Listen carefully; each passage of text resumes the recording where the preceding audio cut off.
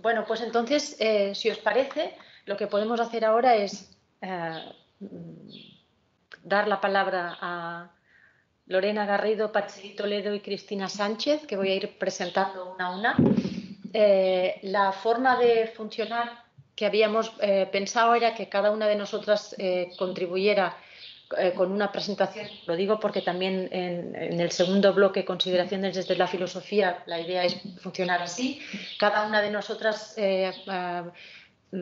plantea sus consideraciones a lo largo de 20 minutos, más o menos, para que queden 10 minutos de conversación antes de retomar la siguiente propuesta. Así que, sin más, le doy la palabra a Lorena Garrido, profesora asociada del área de Filosofía del Derecho de la Universidad Autónoma de Barcelona, investigadora del grupo de recerca de investigación Antígona, que tiene su sede en la Facultad de Derecho de la Universidad Autónoma de Barcelona. Lorena es también docente en el Máster Mujeres, Género y Ciudadanía, en el Máster de Feminismos Jurídicos y en los posgrados de Igualdad y Género y Violencias Machistas, y es experta en violencias machistas, a lo que se ha dedicado también durante los últimos 20 años. Lorena, tienes la palabra. Muchas gracias también por aceptar la invitación y con muchas ganas de escucharte. Muchas gracias, Begoña. Buenos días a todas. Pues bueno, uno tiene preparada unas ideas aquí sobre los y Mariana nos ha planteado, digamos, la gran pregunta final es ¿qué respuesta nos puede dar el derecho?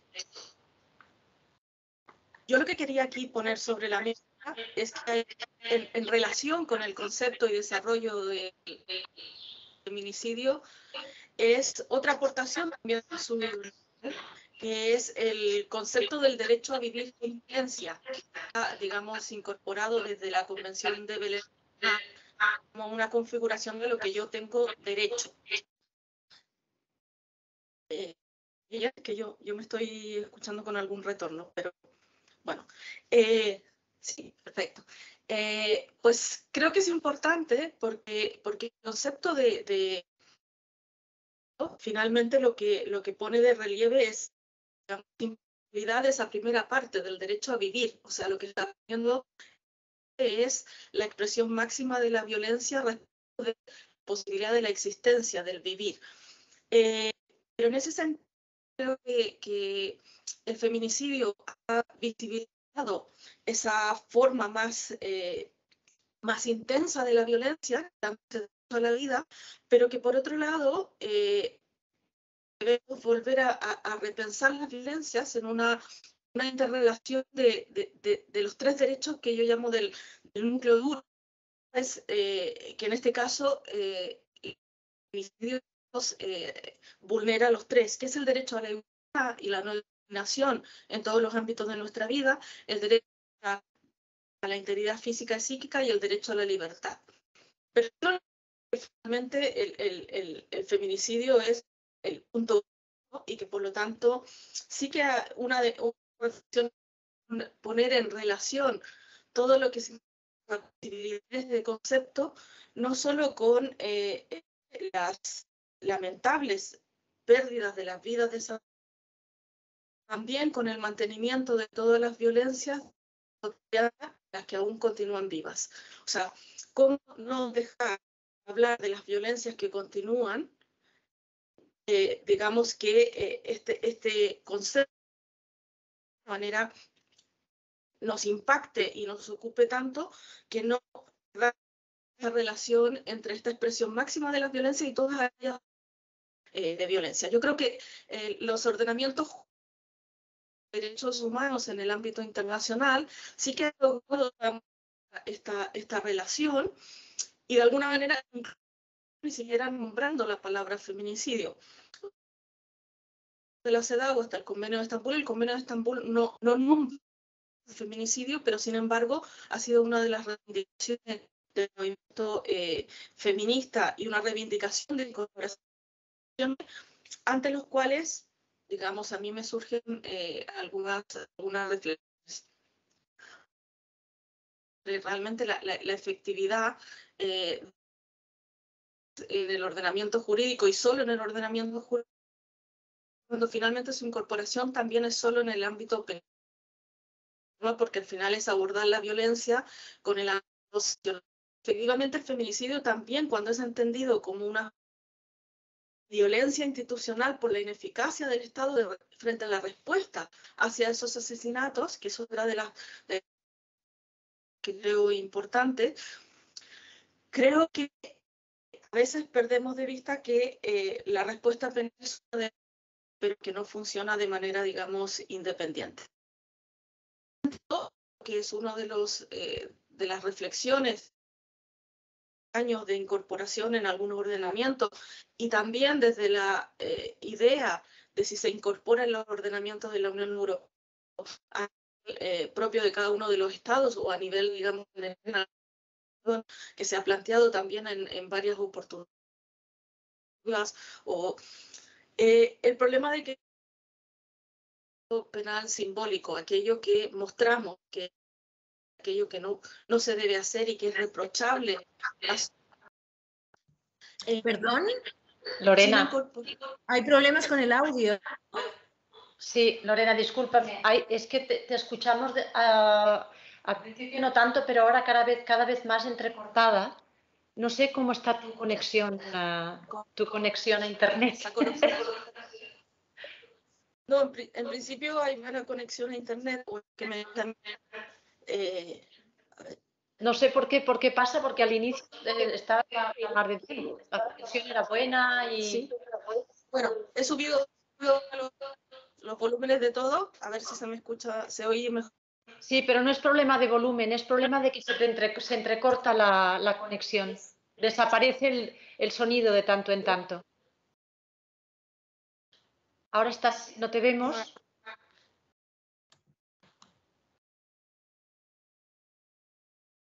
Pues entonces Patsili y yo reviso la conexión aquí. ¿Hacemos así?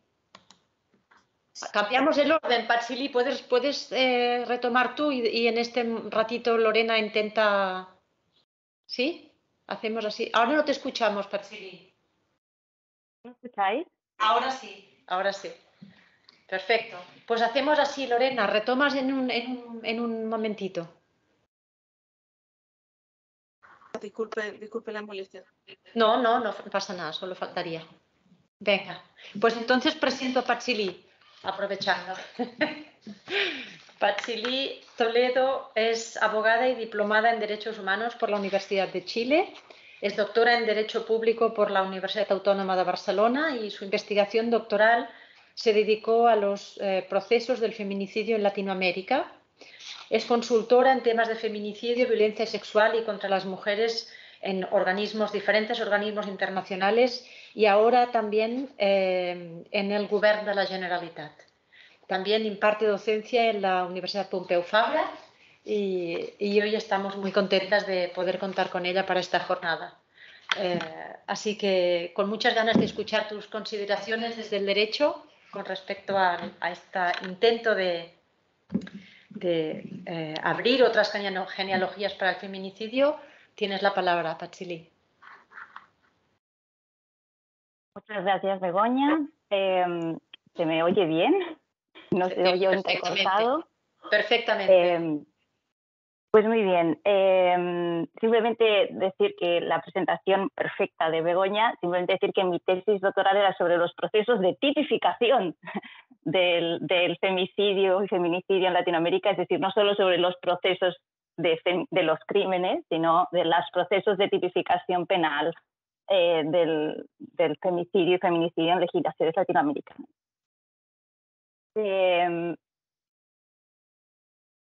Mi intención también es comenzar, y creo que de alguna manera también retomaré algunas de las cosas que han salido en la primera presentación. Y yo cuando he pensado también en genealogías he ido un poco más atrás. Cuando pienso en las genealogías del femicidio, del feminicidio, que luego también hablaré un poco sobre estas distinciones de las palabras, tiendo a irme a a lo que hablo normalmente en las clases, ¿no? En decir, la posibilidad y hasta el derecho de matar a mujeres en las sociedades patriarcales en determinadas circunstancias es muy antiguo.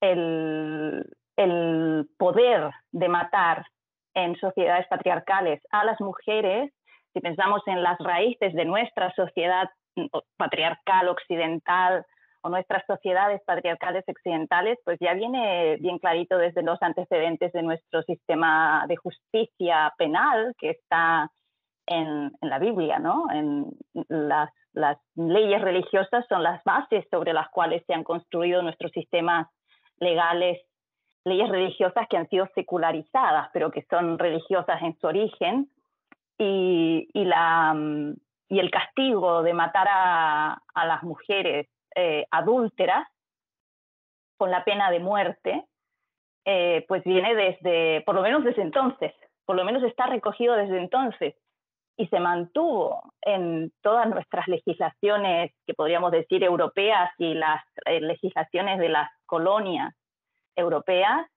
No solo se mantuvo el delito de adulterio como el delito más grave que podían cometer las mujeres, porque en la antigüedad tenía asociada la pena de pena de muerte, y que sabemos que en algunos países aún, por ejemplo, la pena de la lapidación, ¿no? Existe o se practica,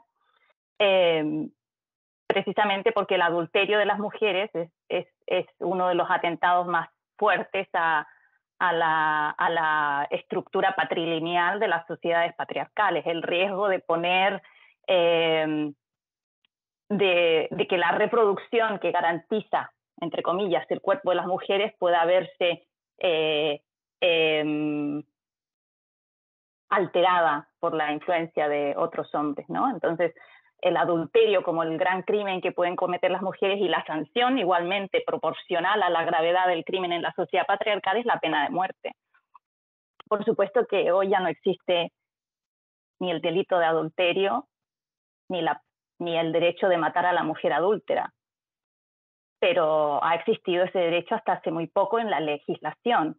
En el caso del Estado español, por ejemplo, hasta la década de los 60, si no me equivoco, el año 64, el Código Penal sancionaba al marido que mataba a la mujer adúltera con pena de destierro, es decir, con pena de extrañamiento, no tenía pena de prisión.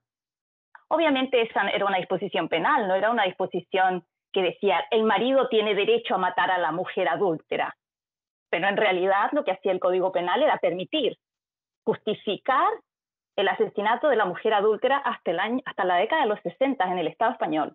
Por supuesto, el delito de adulterio siguió en vigor hasta la década siguiente. En el caso de Italia, que fue uno de los últimos países europeos en permitir, por ejemplo, el divorcio, en Italia el homicidio por parte del marido de la mujer adúltera era sancionado hasta la década de los 80 con una pena que era un tercio más baja, era un tercio de la pena de un homicidio cualquiera. Es decir, si tenías un homicidio de tu vecino, tenía una pena X, y si en cambio a quien mataba un hombre era a su mujer adúltera, pues la pena era mucho más baja. Con esto quiero decir que cuando hablamos de matar a mujeres en las sociedades patriarcales, estamos hablando de una práctica legitimada, no solo por la práctica, sino también por el derecho, durante gran parte de nuestra historia, o de nuestros antecedentes históricos, ¿no? Y que entonces lo que ha venido a ser lo que llamamos ahora la criminalización del feminicidio, es casi una intención de dar la vuelta jurídicamente de que eso que se consideraba justificado durante toda la historia deje de considerarse justificado, y al contrario, se considere como muy sancionable, ¿no? Más sancionable, incluso más grave que otros homicidios. Sin embargo, aquí yo quiero empezar también a hacer un poco más de distinciones de cómo llegamos a esta parte de la historia. De hecho, simplemente para cerrar, cuando pensamos en los asesinatos de mujeres en las sociedades patriarcales a nivel global, hoy gran parte de quienes matan a las mujeres siguen haciéndolo por adulterio. Siguen haciéndolo cumpliendo esta norma en que a la mujer adúltera se la puede matar. Y se la puede matar en algunos casos colectivamente, como en los casos de la Biblia, ¿no? En que se mataba a las mujeres por lapidación. Pero también los maridos, los exnovios, los novios, que son quienes más cometen homicidios de mujeres por razones de género a nivel global, pues siguen cometiendo estos crímenes que históricamente han estado justificados, ¿no? Ahora bien, para mí es muy interesante lo que ha señalado Mariana en relación al uso feminista de la palabra femicide originalmente y sus derivaciones femicidio y feminicidio en Latinoamérica. Creo que a mi parecer, lo que ha ocurrido a nivel conceptual es una tragedia. Es una tragedia. Bueno, hay varias cosas que para mí son un poco trágicas. Y en este sentido también quería tomar la pregunta de Begoña hacia el final. Es decir, estamos desde hace décadas dando unas respuestas tautológicas cuando hablamos de violencia.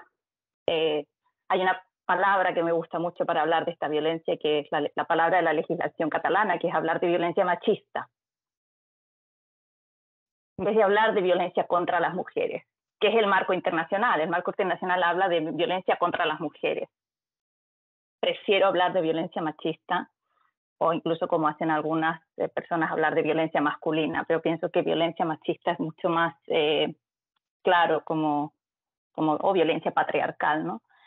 El problema de decir matar a una mujer por el hecho de ser mujer, a pesar de que por repetición lo llevamos diciendo décadas y pensamos que se entiende, en realidad no lo entiende nadie, más allá que las feministas que pensamos que todas lo entendemos, ¿no? Y que ya sabemos de qué estamos hablando y lo repetimos. Cuando jueces y juezas se han visto frente a este tipo de definiciones, no han entendido nada, porque quiere decir que matar a una mujer por el hecho de ser mujer y es muy problemática, porque si bien en otros casos, en otros tipos de violencia, las feministas somos muy hábiles en decir esta definición, esta conceptualización o esta política está poniendo la responsabilidad en la víctima, en este caso lo estamos haciendo permanentemente. Cuando decimos, y suena bien como un eslogan, el factor de riesgo es ser mujer, ¿cómo que ser mujer? O estamos asumiendo que entonces la identidad mujer es la identidad víctima, que es precisamente lo que apuntaba, y peor todavía, lo que estamos haciendo es gran denuncia que hacía una lingüista, Julia Penelope, en Estados Unidos, que era cómo pasamos de decir Juan golpea a María a decir María es golpeada, María es golpeada, María es una mujer maltratada, y Juan desaparece de la frase. Pero no solo desaparece la frase, desaparece las políticas, desaparece de ser nombrado, y quien causa la violencia, quienes ejercen la violencia, no están nombrados cuando hablamos de violencia de género, no están nombrados cuando hablamos de violencia contra las mujeres. De hecho, decir género es casi decir este es un tema que interesa a las mujeres y no es un tema que interesa a quien no se identifique como mujer. Lo que hacemos entonces, a mi parecer, es que cuando decimos por el hecho de ser mujer, es lo mismo que probablemente nos daríamos mucho más cuenta cuando pensamos en un asesinato racista. Podemos decir, esta persona fue asesinada por el hecho de ser negra, por el hecho de ser indígena, como si el tema del hecho de ser negro, del hecho de ser indígena, fuera lo que lleva aparejada la condición, la causa de su propia muerte era ella misma, ¿no? Cuando en realidad es la acción racista de otra persona, es el supremacismo blanco, por ejemplo, en el caso del racismo en la forma en la que se habla. Nombremos lo que realmente hay detrás y cuáles son las causas verdaderas, porque la causa no es el hecho de ser mujer. A menos que entendamos que ser mujer ya supone implícito ser víctima del patriarcado, que entonces tendríamos que decir, cambiar incluso la nomenclatura para hacerla más clara. Dejado este tema, que es grave y que no está resuelto y ni tiene pinta de que se vaya a resolver, porque no está ni planteado, y de hecho ya podemos ir a otros problemas de las políticas públicas cuando el foco se desplaza de las mujeres, las dificultades que existen allí. Entonces ahí siento que sí que estamos en una especie de pez que se muerde la cola. Quería ir más bien hacia qué es lo que ha pasado con femicidio y feminicidio. Yo también vengo de un país no centroamericano, donde la opción ha sido de utilizar la palabra femicidio. En Argentina, en Chile, por ejemplo, se habla también de femicidio, no solo en Guatemala, en Costa Rica, países que en un momento, sobre todo cuando hablamos de cuando se empieza a hacer esta divergencia conceptual, en Latinoamérica se da un fenómeno muy interesante, que es que por razones coloniales compartimos una misma lengua y el nivel de coordinación feminista latinoamericano es muy alto comparado con, por ejemplo, lo que podríamos decir un nivel de coordinación feminista en Europa o en otras regiones del mundo. Esto permitió que, por ejemplo, a principios de la década finales de los 90, durante los 90, de hecho, cuando se consigue la aprobación de la Convención de Belém do Pará, que es el ejemplo más claro de la primera convención que es por la coordinación del movimiento feminista latinoamericano,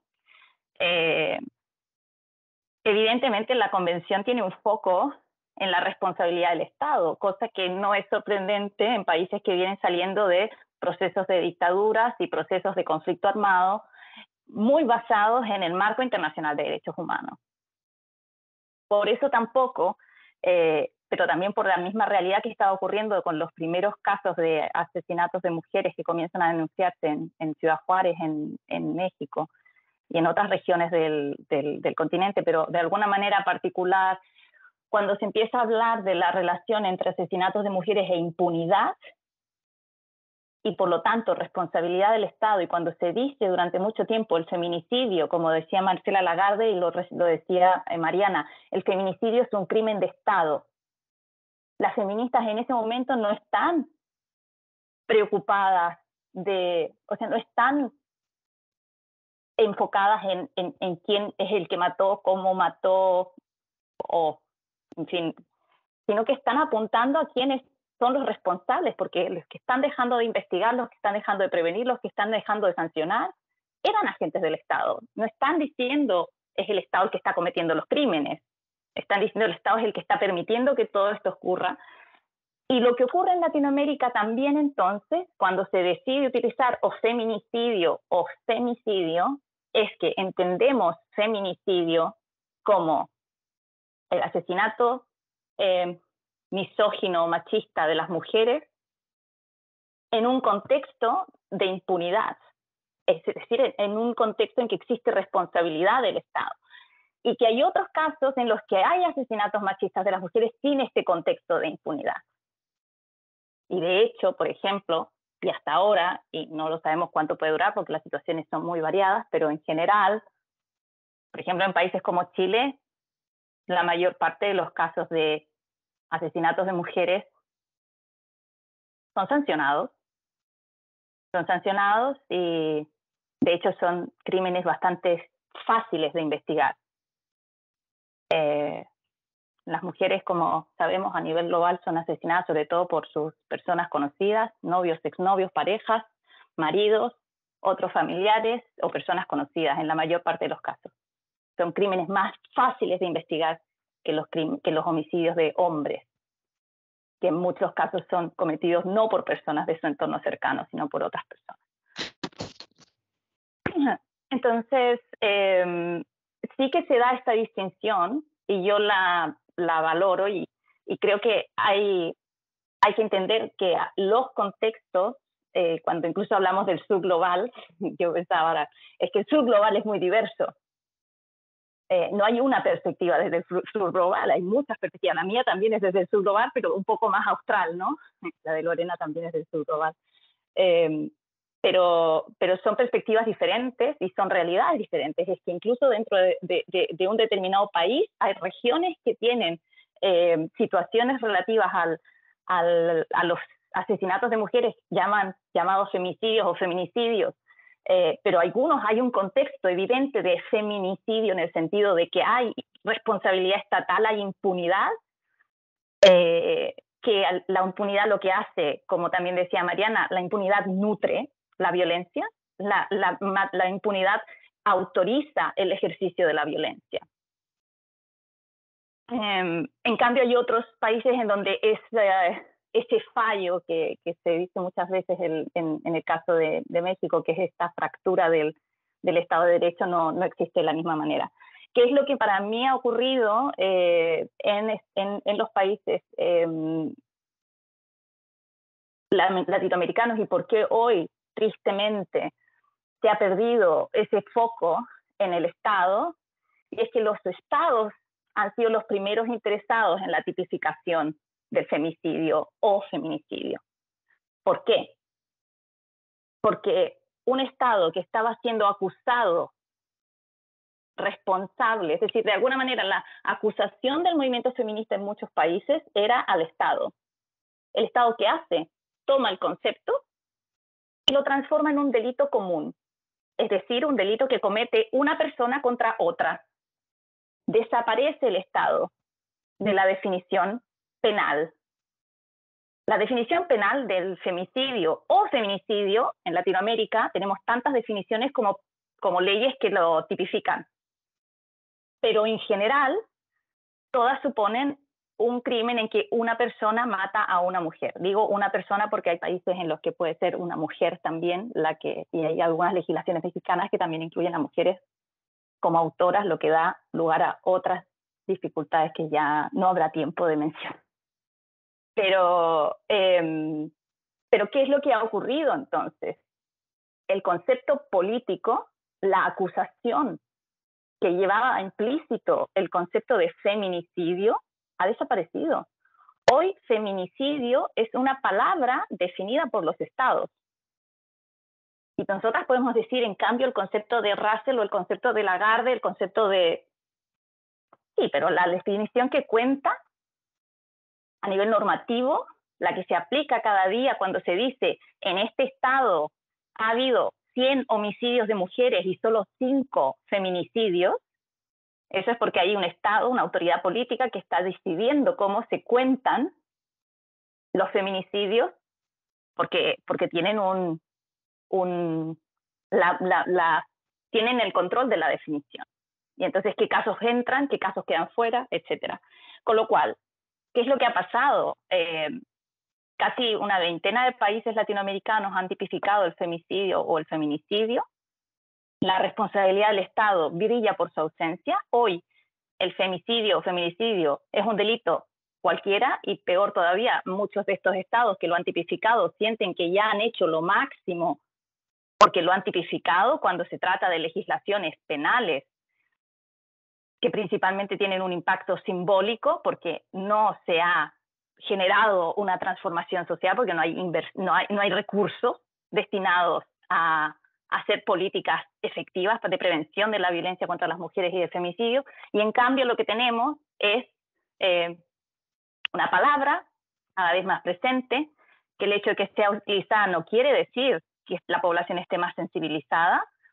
La sensibilización muchas veces tiene que ver con el sensacionalismo de los medios de comunicación, que están muy interesados también en el caso incluso del Estado español. Los asesinatos de mujeres por violencia de género son las noticias que abren el noticiario y luego van a una pausa comercial y luego continúan para dejar a la audiencia enganchada a que no se pierda la segunda parte de estas noticias. Es decir, los asesinatos de mujeres tienden a ser, siguen siendo, y a veces gracias a la visibilidad que el movimiento feminista les ha dado, una herramienta que es utilizada por los estados como para hacer, en muchos casos, pretender que están haciendo algo ante la violencia que no están haciendo, y por los medios de comunicación, comunicar de maneras a veces totalmente contraproducentes y normalizantes, y en algunos casos más terribles, como ocurrió en Argentina, incluso facilitando la reproducción de la violencia, de maneras totalmente irresponsables, también obteniendo sus propios beneficios, entre comillas, de venta de noticias, ¿no? Con lo cual, para mí, todo lo que ha ocurrido y que sigue ocurriendo y seguirá ocurriendo, también me deja la pregunta más grave, que era al principio cuando hablábamos de feminicidio, decíamos, bueno, pero esto es la punta del iceberg o del iceberg de las violencias machistas. El problema es que nos estamos quedando en la punta y nos damos vueltas y vueltas sobre la punta, sabiendo que representan esto, la pequeña parte más extrema de la violencia contra las mujeres. Bueno, no la más extrema, pero ya el más extremo también lo podemos problematizar. Una parte extrema, pero que también nos hace muy difícil a veces hacer el ejercicio para decir es que esto es la punta. Nos estamos convirtiendo en especialistas en la punta y nos estamos todavía dejando el iceberg completo por trabajar. Muchas gracias. Muchas gracias, Patxili. No voy a hacer ningún spoiler, pero sé que en algún momento de la mañana, mediodía, va a aparecer un iceberg en la pantalla, o sea que vamos a retomar lo que justamente estabas planteando ahora y que me había parecido también escuchar en el momento inicial de la presentación de Lorena, ¿no? Es decir, está muy bien. Veremos, o sea, la jornada de hoy de alguna manera está pensada precisamente para ver cuáles son los problemas que se observan a la hora de establecer un vínculo entre cuerpo, violencia y materia a través de ese significante que es feminicidio y que resuena en diferentes ámbitos de conocimiento, ¿no? En diferentes ámbitos de saber, que dice una práctica que puede llevarse a esta elaboración conceptual desde diferentes ámbitos de saber. Pero hay que poner mucha atención en no reducir toda la violencia que se lleva a cabo contra las mujeres, violencia machista, violencia de género, violencia que hay también en esa pluralidad del nombre, también hay una cuestión interesante a trabajar conceptualmente, ¿no? Hay que ir con mucho cuidado de no reducir toda esa violencia a una sola forma, que en realidad es, bueno, efectivamente una forma extrema y que dice esa dimensión extremadamente material de la violencia que se ejerce sobre los cuerpos de las mujeres, ¿no? Pero que efectivamente no es la única, quizás es la última.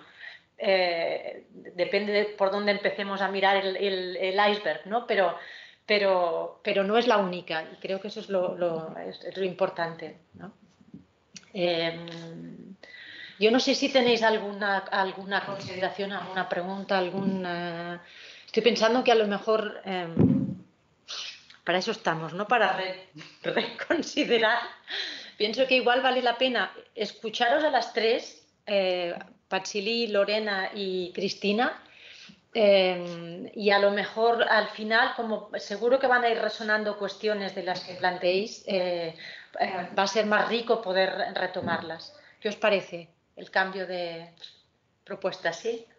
Bueno, pues Patxili, yo tengo una cuestión con relación al adulterio, pero lo voy a guardar para el final. Muchísimas gracias, muchas gracias. Lorena, te damos la palabra a ti ahora, entonces, de nuevo. Adelante. Gracias. Espero se hayan solucionado. He puesto todos los cables y me marca que la velocidad está correcta, pero bueno, veamos. Ahora te escuchamos perfectamente. Gracias, gracias. Pero he No, cambiado también el origen del micrófono, bueno, he hecho todos los cambios posibles. Bueno, yo creo que algunas cosas coincidimos mucho y hemos coincidido en muchas conversaciones también con Patsili de esta dinámica clásicamente patriarcal de lo jurídico, de finalmente resolverlo todo con incluir un delito en el Código Penal, que siempre decimos es la solución más barata, más económica para los estados en cuanto a las soluciones de la violencia machista. Por eso yo al principio ponía de relieve que estamos mirando como esta aportación desde el sur global del feminicidio y yo también recalcaba, igual que lo ha hecho Patsili, igual que se ha hecho en la primera ponencia, este derecho a vivir sin violencia, que incluye, digamos, el no ser asesinada en los contextos de feminicidio, pero también el no sufrir cualquier tipo de formas y ámbitos de violencia. Y en este sentido, creo que los convenios internacionales en materia de derechos humanos y derechos de las mujeres, que valga la redundancia, que es muy obvio que tengamos que recalcar y cada uno repite, los derechos de las mujeres son derechos humanos, pues tenemos que recalcar también, yo creo, que las violencias machistas tienen muchos ámbitos y tienen muchas formas. El feminicidio fue una apuesta, como bien se ha dicho en las dos primeras ponencias, de poner de relieve la ineficacia, la impunidad por parte de los estados y en este sentido poner de relieve la violencia institucional, que hoy también le ponemos nombre. Y creo que una de las grandes aportaciones es poner nombre, pero creo que también eso trae esa responsabilidad de poner el nombre, pero no olvidar que es una parte de un todo, de un sistema estructural. También creo que es importante, y en esto ya así como de algunas reflexiones, creo, después, digamos, de estos años de desarrollo de políticas públicas y de legislaciones a niveles estatales diversas en materia de violencias machistas, de violencia de género y también de feminicidio, creo que hoy en día más relevante que lo que tengamos en el Código Penal es poner atención en qué están resolviendo los tribunales y cómo se está actuando en las políticas públicas. O sea, girar un poco la mirada no solo a lo que tenemos en el Código Penal, que sí que ha sido una reivindicación, y en eso en Latinoamérica, en el sur global, pues hemos tenido esta idea de pedir una movilización por parte del Estado, una garantía en ese ámbito de responsabilidad, pero también debemos entender que esa responsabilidad no solo es, como decía Patsili, la inclusión en el Código Penal, sino que es un ciclo de la responsabilidad, que va desde la prevención, la identificación en el momento de la atención, la protección y por lo tanto criterios de justicia y luego la reparación. Y obviamente la reparación se hace muy diferente en materias de feminicidio como en otros ámbitos de violencia. En este sentido creo que debemos de nuevo pensar que es un problema, las violencias machistas con su punto álgido y más cruel, que es las distintas expresiones de feminicidio, es un problema global, es estructural, y deberíamos plantear soluciones que sean, y términos que han venido también desde las convenciones internacionales y también desde el desarrollo de Beijing 85 para adelante, de soluciones integrales, transversales, y hoy hablamos también de interseccionales. Pero ¿cómo hacer que esas palabras también no caigan no se diluyan en lo que significa las políticas públicas y el derecho? Y probablemente el problema del feminicidio es que en vez de ser transversal como concepto, a veces, digamos, corta con esa conexión con todas las otras formas y ámbitos de violencia. En ese sentido, yo quería como recordar, y la idea de que estaba, digamos, más al inicio, a mí me gusta mucho la aplicación de Nancy Fraser en esta idea de reconocimiento o redistribución.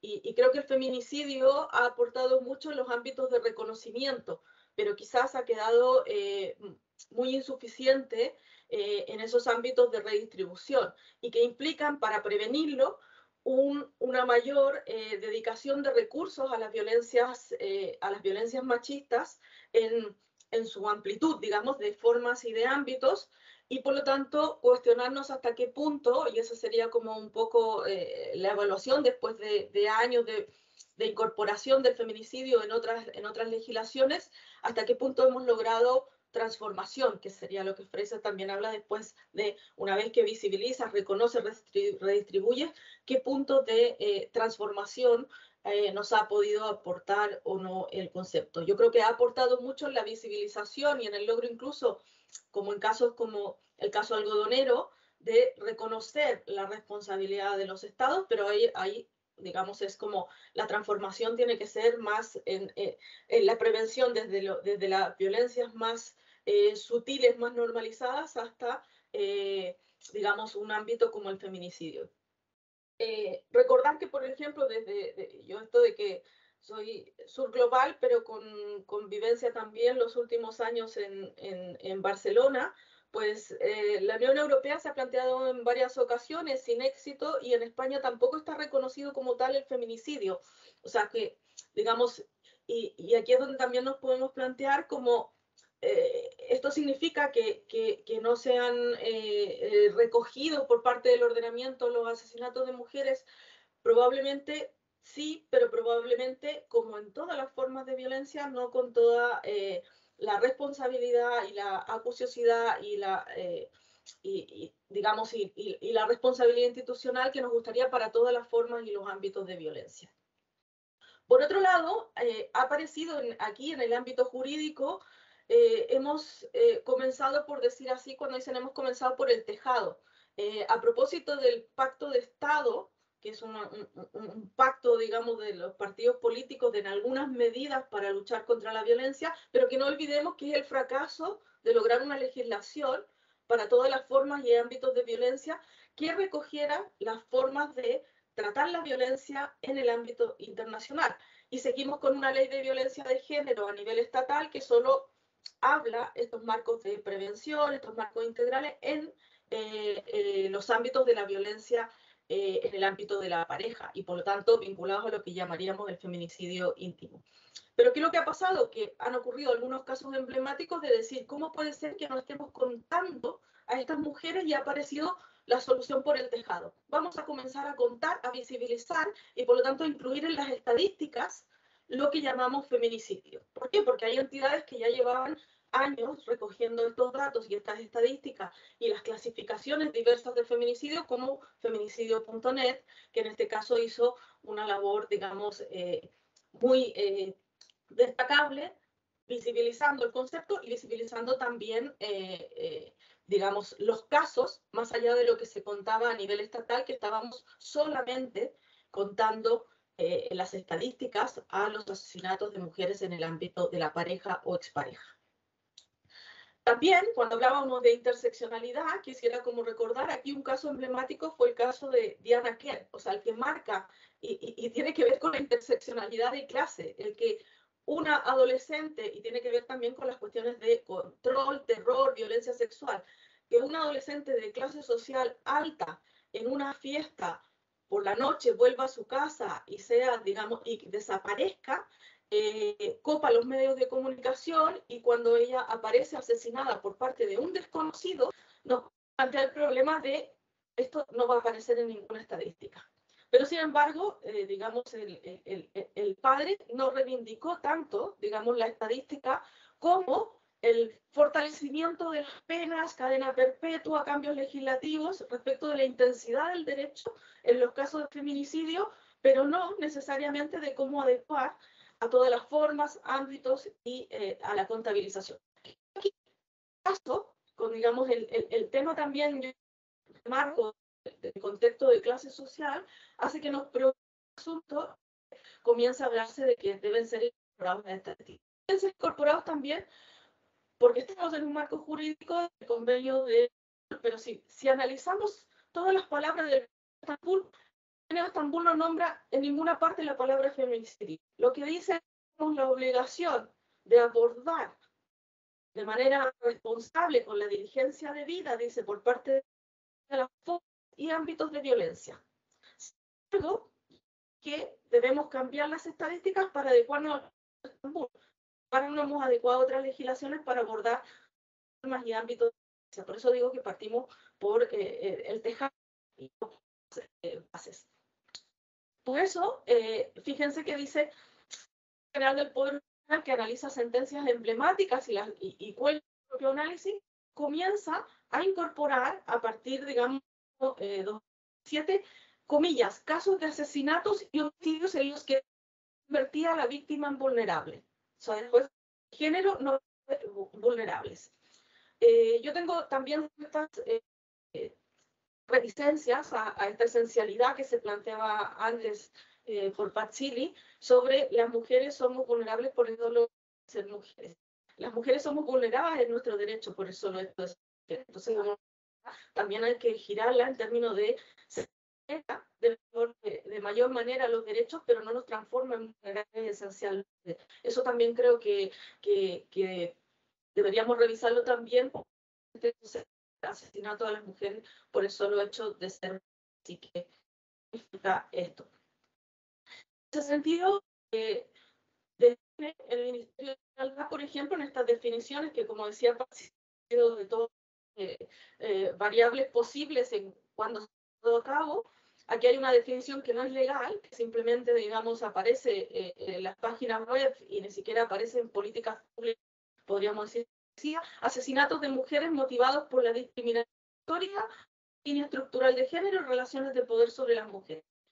Y establece tipologías. Ahora contamos 5 tipologías, y esto tiene que ver también con que lo que nos interesa desde el punto de vista del abordaje del feminicidio, establece 5 categorías: tipología de feminicidio en el ámbito de pareja, feminicidio de carácter sexual. Lo sexual siempre tiene el problema de que muchas veces también va conjunto con lo de la pareja, expareja, pero bueno, feminicidio de pareja o expareja, feminicidio sexual, feminicidio familiar, feminicidio social, y aquí es curioso, digamos, diré social, y feminicidio vicario. Aquí, últimamente, digamos, a nivel más de esta discusión que se incorporó, hemos también visibilizado más la violencia, que también es el asesinato, también es la parte de la violencia de los hijas, pero en su versión más extrema. Y esto también tiene el mismo peligro que el feminicidio, que es, de alguna manera, invisibilizar todos los niveles de violencia que también son vicarias. El feminicidio de pareja o expareja se entiende muy bien cuál es el concepto, pero fíjense, el feminicidio sexual dice que sería el asesinato de una mujer por un hombre con el que no tenía relación de pareja ni familiar vinculado a las violencias sexuales. Que esto intenta recoger, por ejemplo, un caso como el de Diana Kerr, que es por parte de un que no tiene una vinculación. Que la violencia sexual, las estadísticas siempre que ocurren en los hogares y por parte de conocidos que no de conocidos. Todavía las fronteras en estas tipologías o en estas características ya está desconociendo que la violencia sexual es un ámbito que se puede desarrollar en categorías de feminicidio. El asesinato de una mujer por un hombre de su entorno familiar trae también problemas de hasta cuándo están los límites de consideramos familiar o no familiar. En estructuras familiares también cada podríamos decir, más en desarrollo, familias que se divorcian, vuelven a construir con otras familias y con otros hijos. Por lo tanto, los modelos familiares son muy diversos, por lo tanto, la balanza también deja digamos, de qué estaríamos hablando cuando hablamos de feminicidio familiar. Y el más problemático en mi caso, además del de feminicidio, es el feminicidio social, que dice, por ejemplo, en estas nuevas estadísticas, asesinato de una mujer por una agresión de carácter no sexual cometida por un hombre con el que la mujer no tenía relación, pero dice que esto puede ser desconocido, compañero de trabajo o amigo. Entonces, esto de feminicidio social por parte de poner en el mismo nivel a un compañero de trabajo, que a un absoluto desconocido, desconociendo también, digamos, los conceptos de que si esa llamada vulnerabilidad o el marco, digamos, de protección de las mujeres, digamos, por parte de desconocidos o personas. Y por último, dice el feminicidio vicario, asesinato de una mujer menores de edad por un hombre como instrumento para causar perjuicio de daño a las mujeres. Pero con esto hemos tenido también, digamos, la misma dinámica que los feminicidios en los casos de los asesinatos por violencia vicaria de hijos o hijas, en el sentido de estar visibilizando, están reiterándose de alguna manera, y aquí sí que tenemos algunos casos ya de violencia institucional en el sentido de o no tener protocolos que consideren una actuación inmediata en estos casos, y por otro lado, por ejemplo, otro caso muy conocido en estos entornos, que fue el llamado caso Bretón, el señor que asesinó a sus hijos y los quemó a unas temperaturas que no datos de ADN, pero como la madre ha demandado al Estado por la incompetencia en toda la investigación, pero una impunidad, porque finalmente termina con una segunda con todas las deficiencias en la investigación de primera instancia, porque si no es porque un catedrático, digamos, los restos periódicos de Atapuerca, ve la fotografía en un periódico de esos huesos no son son de menores de edad, y yo quiero analizar catedrático universitario desde la academia que de parte o llamado por la justicia. El cómo una persona aparece intentando, digamos, la incompetencia del Estado en la investigación de ese caso, en que se ha dado que es huesos que habían estado quemados de animales, que era lo que había señalado el padre, hubiera quedado en impunidad. No para impunidad, pero sí que la madre demanda por justamente la responsabilidad institucional de la deficiencia en la investigación. Y no se lo pierdan, que esto podría ser un camino a un segundo caso de Ángela Alonso, ha denegado y además la ha condenado en Costa a tapar por al Estado por la impunidad. Por lo tanto, no tenemos resuelto ni el tema, digamos, de la impunidad o de en las investigaciones, ni tenemos resuelto, analizado los conceptos de lo que significa la responsabilidad en los ámbitos, incluyendo no solo la actuación penal, sino también la prevención y también la reparación. A veces, en este caso de la madre, el sistema judicial es una reparación, una de las formas posibles en que también. Por lo tanto, yo lo que tengo son más dudas que respuestas, pero sí que creo que tenemos todavía mucho por hacer, sobre todo en la vinculación, no en el marco de todas las formas y ámbitos de violencia, asesinatos más extremas, sin descuidar todas las otras formas y violencias en que se pueda dar en una visión de responsabilidad del ciclo de las responsabilidades institucionales en su plenitud. Y con eso termino mis ideas que voy a poner aquí. Muchas gracias. Muchas gracias a ti, Lorena. Al final te hemos vuelto a sufrir con la intermitencia de Internet, pero vaya, yo pienso que no ha sido grave. Yo tengo muchas preguntas por hacerte para seguir con el tema de la pregunta, pero las guardaremos para el final. Muchísimas gracias. Pues Cristina, ¿tienes la palabra tú? Vale, pues gracias. Te presento brevemente. Cristina Sánchez es profesora titular de Filosofía del Derecho en la Universidad Autónoma de Madrid. Es coordinadora del Máster en Estudios Interdisciplinares de Género y hoy contamos con su presencia. Estamos muy contentas y con muchas ganas de escucharte con relación a este tema que has estado trabajando largamente y sobre el que has publicado, etcétera, etcétera. Así que adelante, Cristina, tienes la palabra. Bueno, muchas gracias, Begoña, por la invitación. Encantada de estar aquí y de escucharos. Claro, creo que todas mencionamos ya a estas alturas, ¿no?, de la jornada cuestiones parecidas. Entonces, disculparme si repito algunas cosas, pero bueno, creo que para los y las oyentes pues también puede ser interesante, ¿no?, el que incidamos sobre determinados aspectos.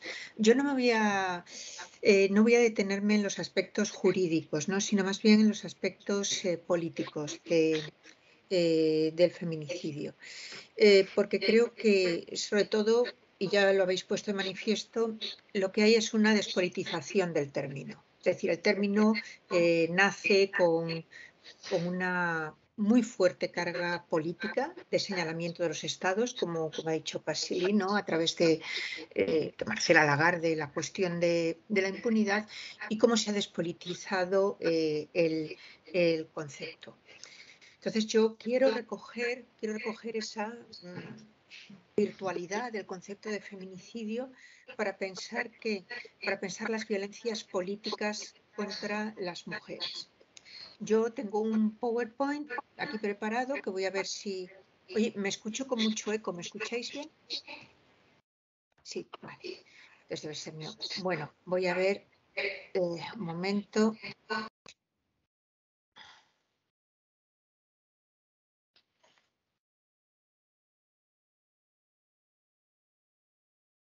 Está, ¿no? Vale. Bueno, lo primero es, creo que quizás en alguna medida lo que estamos encontrando ya a estas alturas de desarrollo del término feminicidio es prácticamente un significante vacío que estamos llenando con distintos contenidos que intentamos, en realidad, y creo que ese fue el propósito inicial, fue nombrar política y jurídicamente el patriarcado y traspasarlo a las legislaciones, pero claro, esto presentaba problemas, como estamos viendo en estas exposiciones. Hablamos de violencias contra las mujeres y uno de los rasgos políticos, como digo, de este término tan político en sus orígenes, en esta genealogía, era que son violencias masivas. Lo personal es político, yo creo que late muy claramente detrás de este término político, ¿no? Entonces, bueno, con feminicidio se intentó unas nuevas redefiniciones de las violencias masivas contra las mujeres, igual que también en los años 90, que me parece que fue una década fundamental para la conceptualización de las violencias contra las mujeres, pues también, por ejemplo, como la violencia sexual en conflictos armados se traspasó al delito de genocidio en los tribunales penales internacionales. Es decir, encontramos ahí todo un entramado, pues también de un feminismo transnacional, ¿no?, que empuja por ejemplo, en el año 98 en el Estatuto de Roma de la Corte de Creación de la Corte Internacional, ¿no?, también para la inclusión de las violencias contra las mujeres, del término género. Entonces se planteaba esta cuestión nominalista, ¿cómo llamamos a todas estas violencias que ocurren masivamente a las mujeres? No era por eso el homicidio, ¿no?, de una persona individual, sino que era algo que se estaba replicando en muchos contextos nacionales, internacionales, locales, globales y en muchos países. Quiero recoger aquí un pequeño párrafo, que permitidme que os lo lea, de una teórica feminista de relaciones internacionales, Cynthia Cockburn, que señala lo siguiente, al hablar del género como una relación de poder, ¿no?, que crea distintas dinámicas de poder. Dice Cynthia Cockburn: el género vincula la violencia en diferentes puntos en una escala que va desde lo personal a lo internacional, desde el hogar y los callejones hasta las maniobras de la columna de tanques y la salida del bombardero furtivo, palizas y violación conyugal, confinamiento, asesinatos por honor y mutilación genital en tiempos de paz, violación militar, secuestro, prostitución y tortura sexualizada en la guerra. Bueno, pues de alguna manera el feminicidio nos habla de todas estas situaciones, ¿no? Entonces, la cuestión era cómo definir, una de las cuestiones importantes era cómo definir el daño, cómo definir a las víctimas, cómo definir a los perpetradores, ¿no? Y además, el concepto de feminicidio introduce tanto el plano local, ¿no?, nacional, como el plano internacional. Yo me planteo aquí estos sí desplazamientos semánticos que, como ya habéis dicho, pues creo que son muy significativas. Voy a centrarme quizás más en la denominación de Rita Segato de femigenocidio, ¿no?, y también en la violencia sexual. Planteo si son violencias distintas, si hay elementos comunes o si son distintas manifestaciones de un mismo fenómeno. Bueno, recojo muy brevemente en esta diapositiva lo que ya habéis explicado, ¿no? Esas definiciones. Me parece interesante resaltar, ¿no?, cómo, sin embargo, el feminicidio como delito de odio, cuando se hablaba de odio, Diana Russell en un primer momento, desprecio, placer, eso se deja de lado. ¿Por qué? Porque era meter el terreno de las emociones y luego el desarrollo del mismo concepto de feminicidio ha ido por otro lado, ¿no?, por una despersonalización, diríamos, del delito.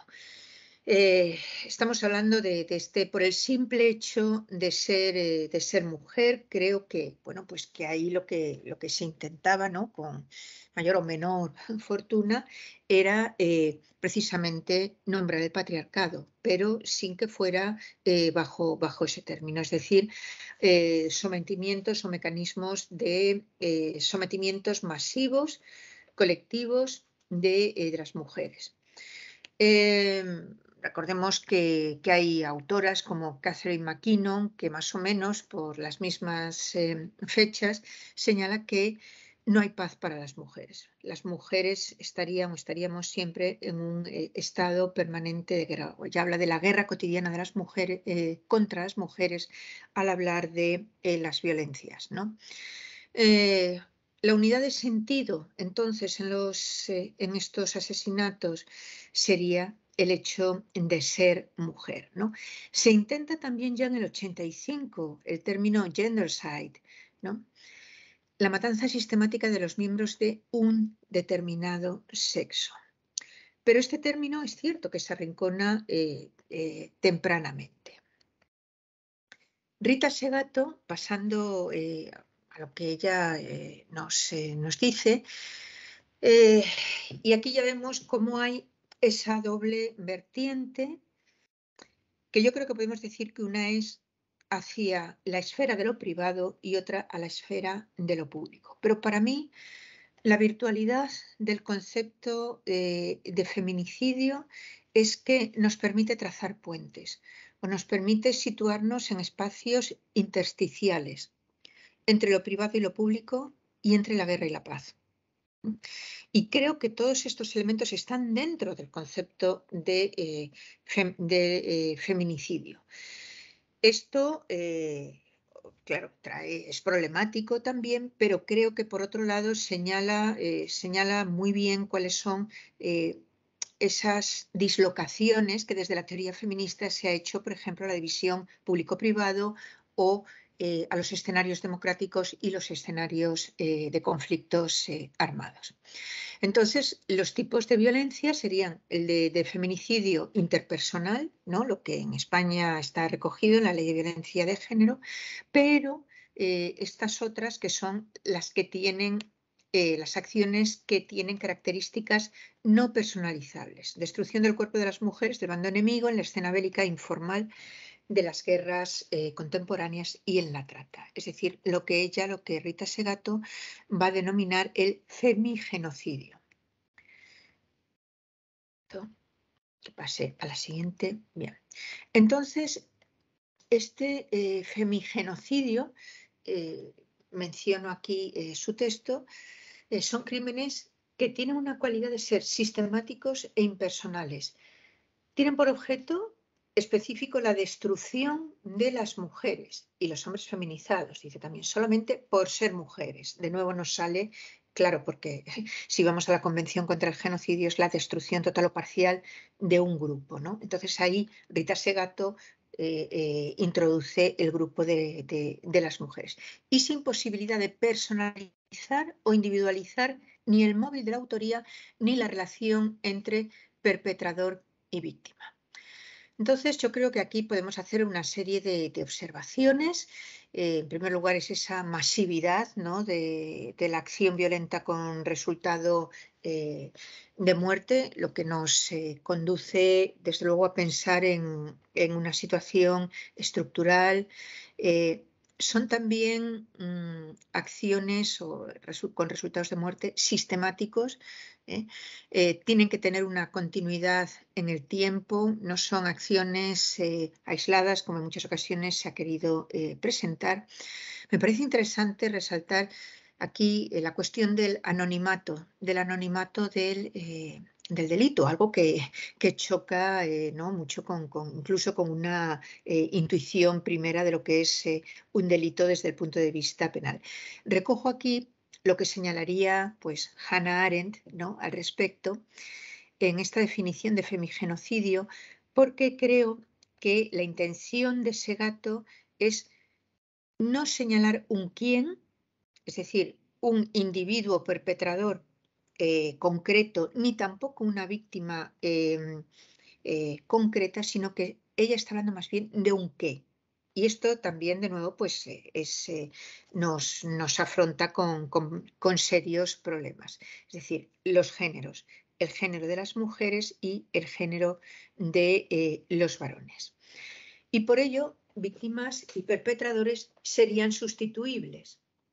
No se va buscando el asesinato de una víctima concreta, sino de una mujer que es intercambiable con otra. O, como señalaba Celia Amorós, las idénticas, ¿no? No hay un proceso de individuación en estos asesinatos. Al mismo tiempo, creo que podemos decir que la idea del femigenocidio nos revela algo que también han señalado otras autoras al estudiar por ejemplo, la violencia sexual en los conflictos armados, que es la performatividad de género. Cada vez que se produce una violencia sexual o que se produce un feminicidio, se reproducen los roles tradicionales de género y los estereotipos tradicionales de género. Las mujeres como víctimas sumisas y los varones como agresores dentro de un esquema, pues bueno, de una masculinidad violenta. Y también este femigenocidio, claro, nos dice que no hay móvil. Por lo tanto, aquí Rita Segato está ya dejando atrás esa idea primera de la genealogía del término de Diana Russell, que nos hablaba del odio. Ya no existe ni siquiera un deseo sexual, ni tampoco existe sexo. Algo sobre lo que voy a volver luego, porque esto es muy característico de Rita Segato. Por lo tanto, no habría un porqué. El crimen se enmarcaría dentro de una estructura. A mí me recuerda mucho esto, pues bueno, la idea de tanto del mal radical como del mal banal de Arendt, ¿no? En términos de intenciones y de resultados. Creo que con este concepto de femigenocidio, Rita Segato apunta más bien al resultado, un daño cierto, pero no tanto a la intencionalidad, ¿no?, que era algo que bueno, pues que Arendt señalaba al hablar del mal banal, no tanto del mal radical.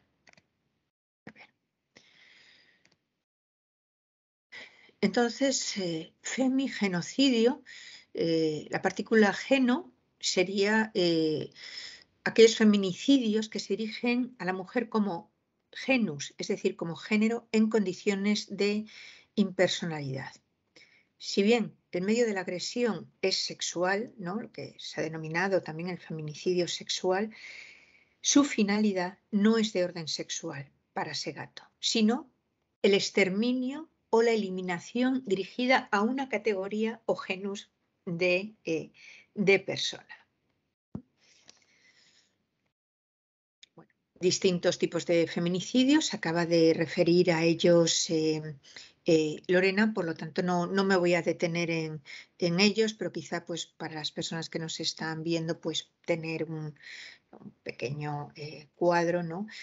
Por ejemplo, el feminicidio sexual puede ser organizado o desorganizado, es decir, lo que en contexto, en escenario de conflicto armado se llama, por ejemplo, la violencia sexual estratégica o la violencia sexual oportunista. Esta que da lugar a mucho debate dentro de la teoría feminista acerca de las características de la violencia sexual en el escenario bélico. Y por último, apunto, claro, esto que también nos ha salido de Marcela Lagarde como un crimen de Estado y la impunidad. Entonces, visto esto, quiero centrarme en estas ideas interpretativas, ¿no? Para mí, en primer lugar, tanto el feminicidio como el femigenocidio denotan, como he dicho, esas violencias políticas. Porque, y esto es lo que me gustaría recuperar, es decir, ver qué es lo que tenía este concepto de valioso en esta politización, ¿no?, frente a la despolitización actual que estamos viendo en todas las legislaciones. Las violencias contra las mujeres yo las interpreto como violencias políticas, no como violencias privadas, en el sentido de, bueno, pues siguiendo a Kate Millett, siguiendo a Susan Brown Miller, siguiendo a las feministas de la segunda ola, de lo personal es político. Creo que hablar del feminicidio nos permite trazar esos puentes entre lo privado y lo público, y por eso el concepto mismo de feminicidio tiene tanta amplitud semántica, introduce la violencia sexual en conflictos, incluso se habla de los crímenes de guerra o de crímenes de lesa humanidad, pero al mismo tiempo también la violencia que se puede sufrir por parte de un compañero de trabajo. Es decir, no hay ahí una distinción, sino que desde un primer momento se entiende que hay una conexión, lo que luego voy a ver, el continuum de la violencia. El feminicidio, por tanto, tal como estaba planteado, creo que, he dicho al principio, nos remitía a un espacio intersticial entre la guerra y la paz, porque es, bueno, pues hasta cierto punto frecuente pensar que las violencias masivas contra las mujeres corresponden más bien a los escenarios atroces de las guerras, de los conflictos, de las nuevas guerras, tal como habla Segato o Mericaldo, por ejemplo. Sin embargo, los feminicidios nos hablan también de esa guerra en la vida cotidiana de las mujeres. Rita Segato habla de una pedagogía de la crueldad que también se puede ver en escenarios pretendidamente democráticos. Yo recojo aquí un término de la antropóloga peruana Rocío Silva, que habla también de una basurización, ¿no?, de poblaciones o sujetos basurizados, muy además, bueno, pues siguiendo mucho la estela de Bauman, ¿no?, de vidas desperdiciadas, muy ligados a sistemas neocapitalistas, y también a una repatriarcalización, ¿no?, en el marco de ese neoliberalismo. Me parece que es fundamental retomar de ese concepto original del feminicidio la idea del continuum de la violencia, este término que en los años 80 desarrolla Liz Kelly y que creo que sigue teniendo pues mucha aplicación. Es decir, hay una violencia previa al surgimiento, a la erosión misma, a la irrupción de la viencia en el mismo escenario luego violento, y una violencia post evento, ¿no?, post acción, por ejemplo, la violencia institucionalizada por parte de la dejación de los poderes públicos frente a las víctimas, como se vio muy claramente en el caso del campo algodonero, que ya ha sido aquí citado. Es decir, no es una violencia que no tenga un antes y un después, que no tenga una continuidad. Y si de nuevo me remito a los conflictos armados, esto también se ha estudiado, se ha analizado bastante, en el sentido de que bueno, las firmas de acuerdos de paz no significan necesariamente el fin de la violencia contra las mujeres, la violencia, o sea, los feminicidios continúan. El tema de la impunidad, Patxilia se ha centrado en ello y estoy totalmente de acuerdo contigo. Yo creo que aquí incluso tendríamos que hablar en este sentido de impunidad, que claro, era muy de Marcela, y también creo que se ha perdido, como ha señalado en las legislaciones, ¿no? Podríamos hablar de esos estados fallidos para las mujeres. Sin embargo, en la teoría política, cuando se habla de los estados fallidos, no se suele introducir, ¿no? La inseguridad contra las mujeres. Hablamos ahí de una responsabilidad del Estado, pero yo quiero aquí sacar a la luz también esa otra responsabilidad colectiva. Porque cuando se producen las violencias masivas, ya las llamemos genocidios o de otra manera, tenemos que tener en cuenta no solamente a los perpetradores, sino también a un tercer grupo, que son los testigos, los bystanders, en los estudios de genocidio. Es decir, esa responsabilidad colectiva que también permite la inmunidad, ¿no? Y la impunidad de tanto los perpetradores como del propio Estado. Es decir, esos testigos, esos espectadores que no dan credibilidad a las víctimas, por ejemplo, pues no, era un hombre normal, nunca escuché nada, ¿no? Hasta muchos otros casos que podemos poner. Yo creo que desde el punto de vista de la responsabilidad política y moral de la ciudadanía, también tenemos que insistir en este sentido, no únicamente en la responsabilidad del Estado, con todo lo fundamental que es, obviamente, sino también en esa responsabilidad pues, que tiene además una base cultural, ¿no? Bueno, en términos del análisis de la violencia de John Galtung, por ejemplo, cómo se asienta pues, en una cultura de la violación, en mitos, el mito de la violación, mitos sobre la violencia contra las mujeres que están muy insertas en nuestros patrones culturales. Bueno, yo creo que con esto de tiempo, para que nos dé tiempo, Begoña, a hablar, que más o menos se ha hablado los 20 minutos, con lo cual prefiero ya dejarlo aquí. Muy bien, muchísimas gracias, Cristina. Muchas gracias. Pues si queréis, ahora abrimos el turno de palabras para las ponentes. Las personas que no son ponentes, les ruego que cierren cámara y micro y que transmitan sus inquietudes a través del chat. Y adelante.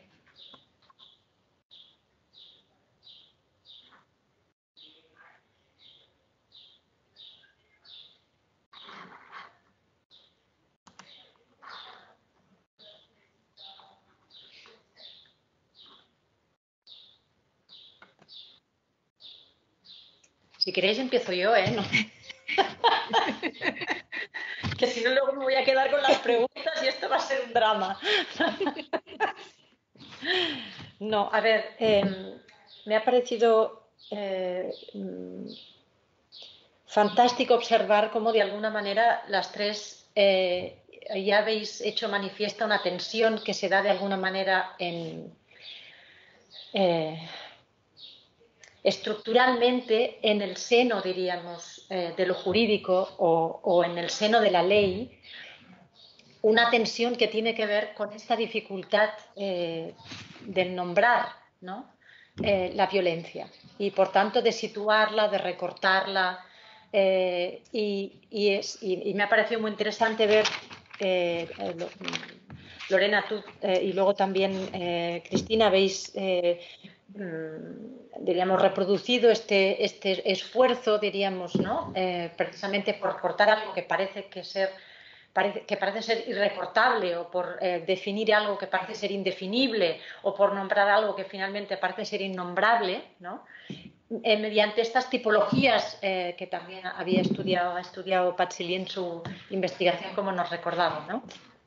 Entonces, yo quería empezar por aquí, quería empezar por preguntar, porque bueno, desde la filosofía esto se lleva de otra manera, diríamos, se lleva como se puede, pero se lleva de otra manera. Y hago esta pregunta porque me parece que es una pregunta en la que se juega precisamente la significación política del feminicidio, en tanto término, diríamos, ¿no? Quería preguntaros a las tres, lanzar esta pregunta para las tres, ¿a qué responde esta necesidad de establecer una tipología en el ámbito del derecho, ¿no? O sea, ¿qué operación es esta, la de la tipología, ¿no?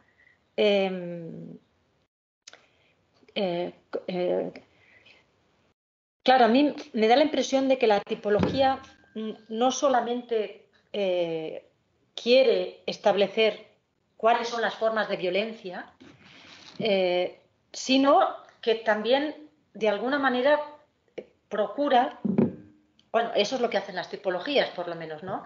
Establecer una relación jerárquica entre ellas.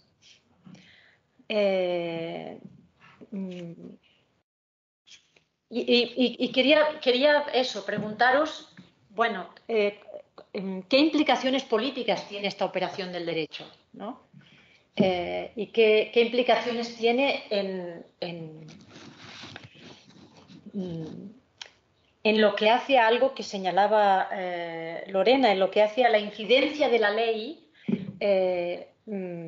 o Patsy, ahora no recuerdo quién de las dos lo planteaba, pero ¿qué incidencia tiene esta tipificación a la hora de, por ejemplo, plantear una transformación social, diríamos, ¿no?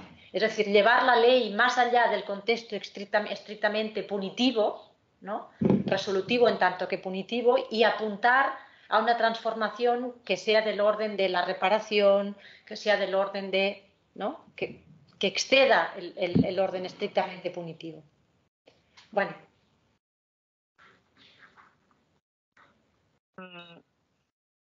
¿Veis? Comienzo yo. Yo quisiera aclarar que el tema de las tipologías sobre femicidio, feminicidio, es previo a las tipificaciones penales. Es decir, a esta distinción de decir hay femicidio íntimo, feminicidio no íntimo, femicidio por conexión, por ejemplo, que era una de las categorías que Montserrat Chagot y la Ana Carcedo en Costa Rica como utilizaron muy en el principio, ¿no? En el primer estudio a nivel latinoamericano en Costa Rica sobre femicidio, ya están haciendo este ejercicio. ¿Por qué? Porque al final las tipologías, igual que cualquier tipo de categorización que utilizamos a nivel social, en realidad lo que buscan es hacer ciertos conceptos o ciertas ideas también más accesibles y identificar. Yo creo que al final siempre hay una tendencia, y eso ha pasado más bien a nivel anglosajón, el utilizar femicide en la criminología, por ejemplo, durante mucho tiempo únicamente como intimate partner femicide, como la restricción hacia el ámbito de la pareja íntima, que es no solo el ámbito más prevalente a nivel global, sino que en el que tiende a encajarse en gran parte de la atención también social, etcétera.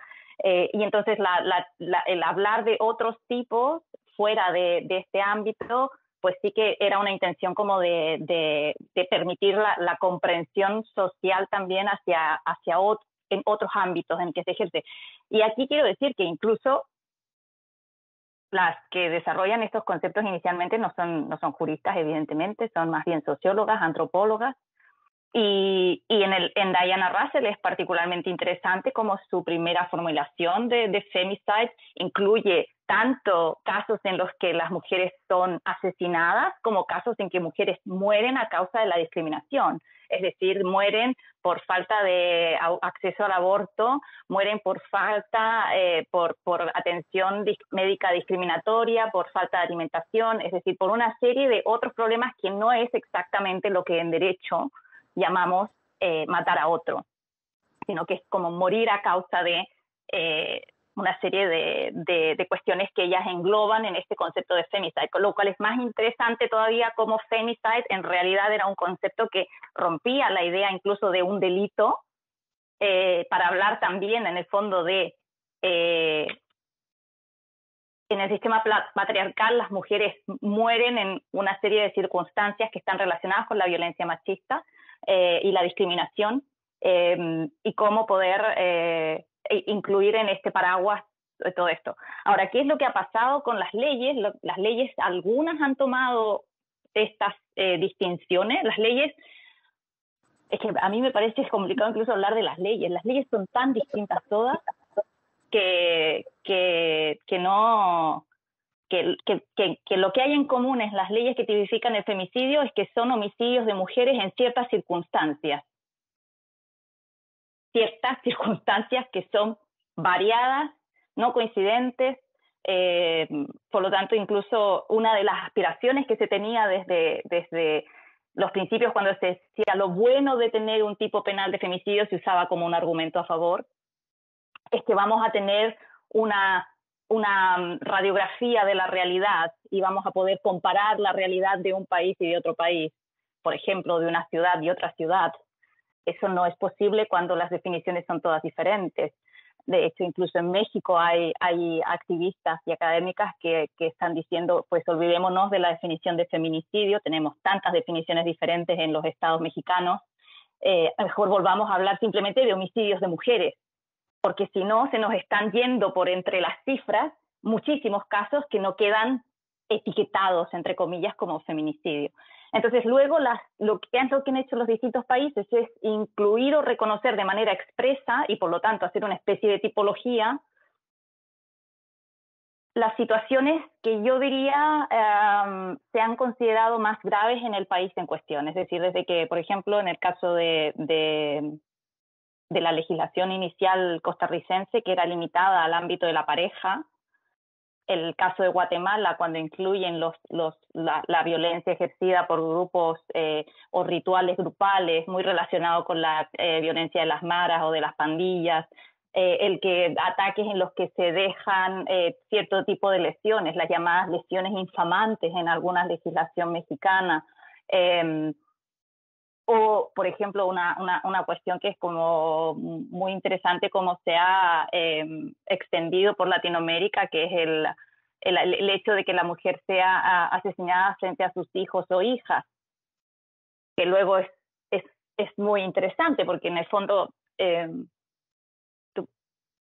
también tiene un punto casi, podríamos pensar, ¿no? Como esto se incluye como una forma de femicidio o feminicidio, pero no está incluido el que te maten a tu padre delante de los hijos o hijas. Es decir, es como cuando pensamos en el daño a los hijos o hijas, es como cuál es allí, o por ejemplo el hecho de matar a una mujer y dejar su cuerpo expuesto en el espacio público, cuando sabemos que en muchos países los cuerpos expuestos en el espacio público no son únicamente de mujeres. La diferencia es cuando se dejan los cuerpos de mujeres desnudos, que esto es mucho más frecuente en el caso de las mujeres que no. ¿Qué es lo que ha pasado a nivel de las tipologías? Las tipologías yo creo que también, incluso fuera de lo legal, nos hacen pillarnos los dedos. Las tipologías se interrelacionan. En Ciudad Juárez me acuerdo que hace años me decían, es que con el incremento, a partir sobre todo de la guerra contra las drogas, el aumento de la criminalidad organizada en un sentido amplio, incluyendo el fenómeno del sicariato, muchos femicidios o feminicidios íntimos se cometen de manera tal que parezcan de criminalidad organizada, en términos del setting, diríamos, o de cómo se come, el tipo de... Y entonces es efectivamente un feminicidio íntimo cometido en contextos de criminalidad organizada, o incluso como en el contexto de criminalidad organizada también se producen ciertos feminicidios. O sea, no es tan fácil la separación entre incluso los que se han llamado tradicionalmente homicidios de mujeres por criminalidad organizada, como si en la criminalidad organizada no hubiera también razones de género, como si y ese es el problema de entender las categorías como como compartimentos, ¿no? Cuando en realidad están mucho más permeadas y están, como se ha dicho también antes, están mucho más atravesadas también por cuestiones de racismo, cuestiones de clase social, cuestiones de clase social que sobre todo en Latinoamérica son muy evidentes, y hay zonas en las ciudades y hay zonas en los países que son, y hay características que hacen que determinadas personas, efectivamente, los asesinatos de mujeres afrodescendientes en el caso de Brasil es horroroso. Entonces estamos hablando de los feminicidios de las negras, en realidad. Ese es el objeto de la preocupación, o debiera ser el objeto de la preocupación en Brasil. Pero no solo en Brasil, también en Cali, en Colombia. Es decir, y claro, no tenemos unas categorías legales separadas para determinando de qué crímenes, pero tenemos unas realidades en donde todo se va cruzando. Yo, en ese sentido, cuando tú dices, yo no sé, se supone que las categorías o las tipologías te permitirían ilustrar, y yo creo que sí lo pueden permitir, pero a veces también ocultan mucho, y sobre todo cuando las situaciones caen de la tipología establecida, entonces ya esto es otra cosa, ¿no? Quedan fuera. Gracias, Pacheli. No sé si alguien quiere más insistir sobre esto. O sea, yo creo que queda claro, ¿no?, que la tipología efectivamente es un arma de doble filo, podríamos decir, ¿no? Que políticamente, o sea, como operación que tiene una implicación política, ¿no? Es cierto que de alguna manera contribuye a la toma de conciencia, a la visibilización, etcétera, etcétera, pero por otro lado lo hace, diríamos, formalizando, y eso significa simplificando, es decir, sin poder dar cuenta de la complejidad a la cual tú te has referido ahora, y vosotras, empezando por Mariana, a primera hora de la mañana, también os habéis referido y habéis expuesto en detalle, ¿no? Entonces, me parece que de nuevo, o sea, es relevante poner esto de manifiesto, hacer esto manifiesto, ¿no? Que hay un cierto, podríamos decir, un cierto imposible para el derecho, que seguramente es un cierto imposible para el discurso en general, ¿no? Que consiste precisamente en que para hacer operativa para poner en obra unas operaciones que son necesarias con respecto a la violencia machista, bueno, otras operaciones que son igualmente necesarias quedan diríamos, se pierden, ¿no? Y eso significa que hay una dimensión que concierne, que constituye la realidad del feminicidio, que se pierde también, ¿no? Claro, y yo quería apuntar en ese sentido, por ejemplo, la categoría de violencias cruzadas que utiliza la filósofa argentina María Luisa Femenías, ¿no? Si esas violencias cruzadas que nos ponen sobre cuestiones de desigualdades económicas, también tienen que tener también una solución de los daños entonces cruzados, ¿no? O sea, tienen que tener una resolución en términos retributivos, en términos, no sé cuál de vosotras, si era Lorena la que hablaba, bueno, mencionaba a Nancy Fraser, ¿no? En términos de reconocimiento, pero también de redistribución. Y esto ha sido uno de los problemas también muchas veces en los casos de restitución del daño de las víctimas, ¿no? Pues por ejemplo, de violencia sexual, ¿no? Cuando la restitución se ha centrado en cuestiones de salud física, de salud asociada también a salud mental, pero no en una restitución de tierras, por ejemplo, el caso del desplazamiento masivo en Colombia, o no en casos de esa restitución económica, ¿no? En términos generales. Entonces, no solamente esa categorización, esa tipología cruzada, ¿no? De violencias cruzadas, sino también la resolución del daño tiene que contemplar ese solapamiento, ¿no? Esa interconexión también de las retribuciones a las víctimas.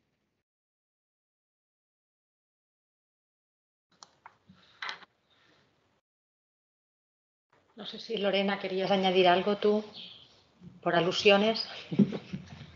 No, bueno, yo creo que sí, por eso yo recordaba este ciclo de las responsabilidades institucionales que incluyan la reparación, Pero también simplemente como para cerrar, cuando tú preguntabas esto de las dificultades del significado significante, digamos, en la palabra feminicidio, creo que también es la dificultad del propio sistema jurídico, que cuando toca el derecho penal y está prohibida la analogía, tiene que definir muy bien cuál es la acción por la cual va a haber una sanción.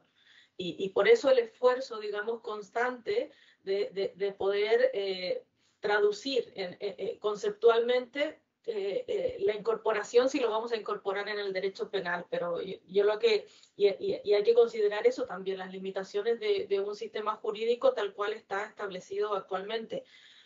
Últimamente hablamos también del enfoque de género en la interpretación de las resoluciones judiciales, que viene un poco a establecer pequeñas grietas en el cómo, digamos, aplicamos ese sistema jurídico.